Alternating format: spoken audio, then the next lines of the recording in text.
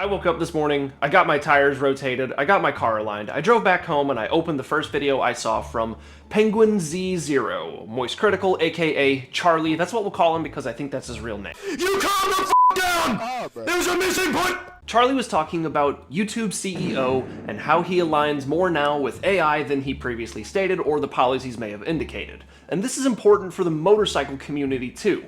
And I'll tell you why throughout this video, so make sure you stay tuned, stick around to hear all of the talking points. We are a motorcycle-focused channel over here, so if you enjoy the idea of a channel like that, make sure you guys leave a like, make sure you subscribe, and tune in for more stuff from me in the future. I brought my whiteboard with me today. I was gonna save this for the end of the video, but I think for sake of retention, so that you guys can understand where I'm coming from with why Neil, Mr. whoever the hell his name is, YouTube CEO, Neil, Meals on Wheels, Mohan, he rolled back his statements on AI, it seems, or relaxed his policies on it, and I'm going to show you why. And it's this thing called a positive feedback loop, which also maybe there's an unofficial term that I'm going to make up here called artificial intelligence inflation. What I'm about to write on this whiteboard is probably not entirely accurate, but I think a lot of you will agree with what I'm saying and could probably surmise that there is maybe some truth in it, more truth than what most AI products put out there today. So I'm very excited to be able to help visualize this with you. So over here you have Google. Below Google, you have YouTube. That's the platform you're watching this on right now. Google owns YouTube. Money goes into YouTube to make it better.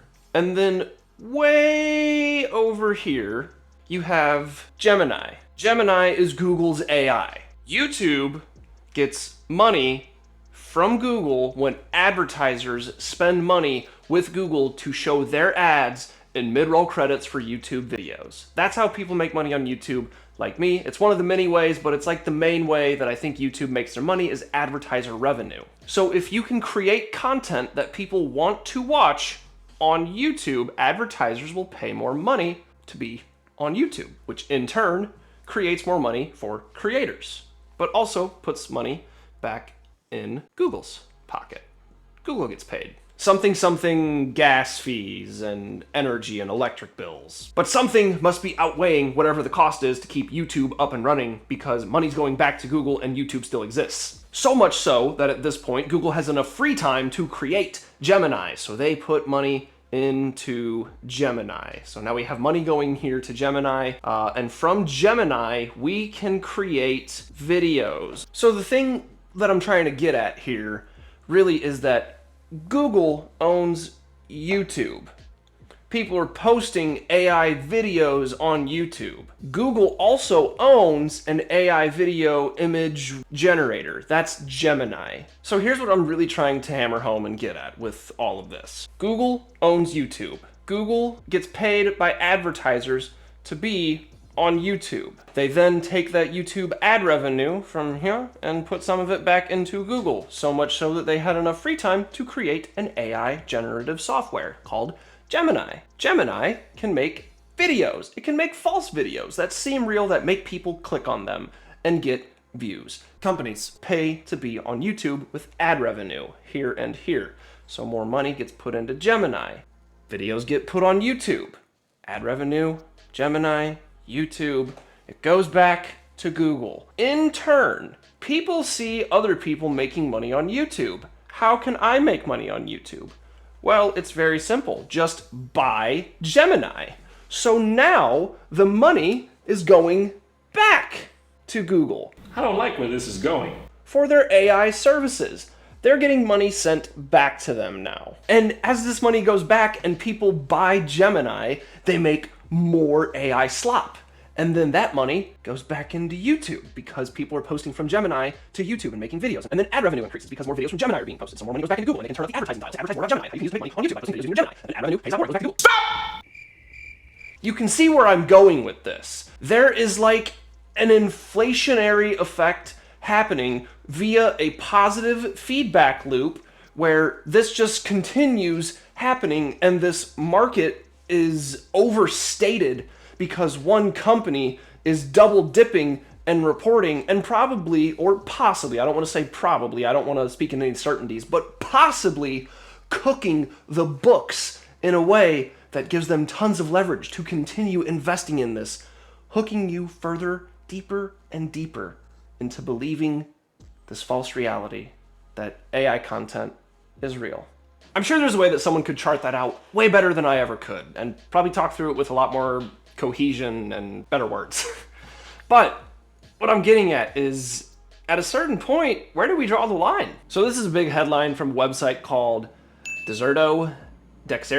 I don't know how to pronounce that. One of those two ways I'm going to assume. They seem to be a tech media reporting agency. And this big headline, YouTube CEO says more AI moderation is coming despite creator backlash. There's one specific example I've heard of where an individual had indicated that they uploaded a video originally, an AI re-upload, remix channel uploaded that exact same video to their platform, and the AI moderator basically deleted or removed, put a strike or a ban on the original poster's account for their original video because someone reposted it and it deemed that was the original, even though there's very concrete evidence that you can see on the timeline that shows that's not the case. So there's issue number one with AI moderation. Ultimately, I think the solution here is have any cases that are flagged by AI escalated to a sack of meat, aka a human who can actually see it and interpret the data rather than done by a machine and a series of algorithms that has a very good track record of being wrong consistently, and then doubling down on being wrong because it tells you what you want to hear,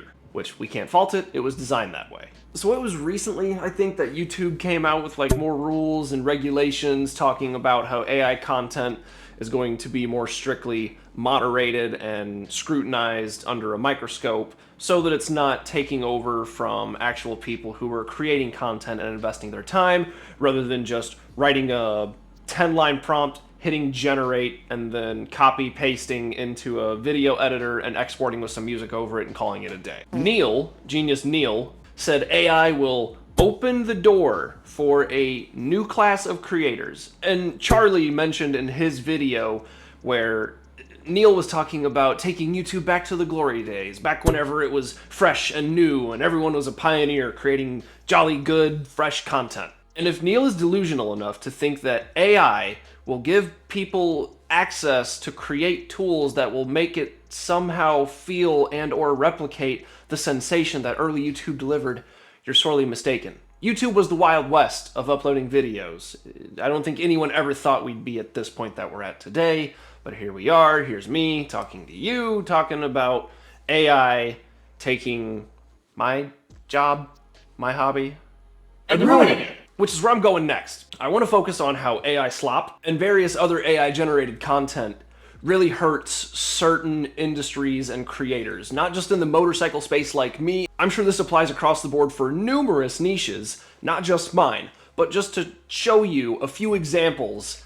It seems like anytime you want, you can just go onto YouTube. I'm just going to open a fresh tab here. The videos that it'll suggest to me will be different from what they suggest to you because of algorithms and the weird way that they work. But there's a legendary motorcycle called the Honda Blackbird, and it would compete along the likes of Suzuki's Hayabusa and Kawasaki's ZX-14. Some would argue that the Blackbird started it all, and I think that might partially be true. New 2026 Honda Blackbird. Okay.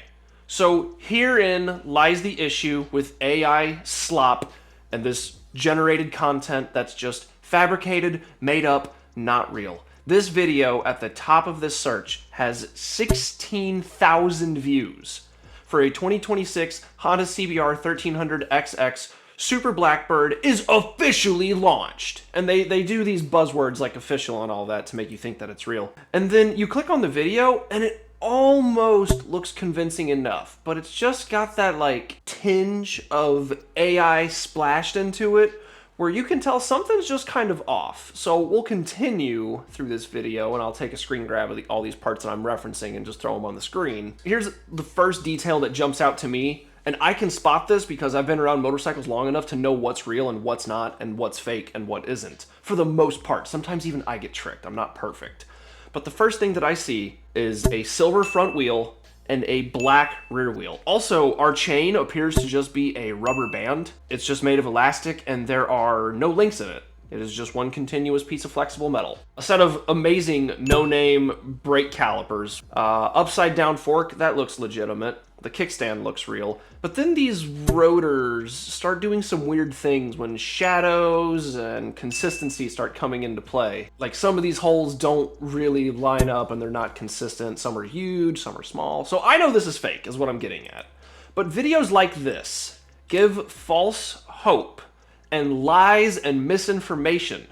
And they take away views from creators who are trying to make a legitimate video giving real takes and real opinions, and people like Car Design, who is constantly popping up everywhere. He spends a lot of time, I think, in his rendering studio making legitimate renders and trying to make content that is genuine, real, created, and not just manufactured by some computer program like this is. And these videos are all over. You could search up any bike that's been extinct for however long and type in new 2026, insert bike name, into the search bar, and I'd be willing to wager with at least 90% confidence you'll find an AI-generated video filling you full of hopium and empty promises that that dream bike that you've always wanted to come back is coming back, officially launched. It's not coming back. So I'm gonna cut myself off there. YouTube made $36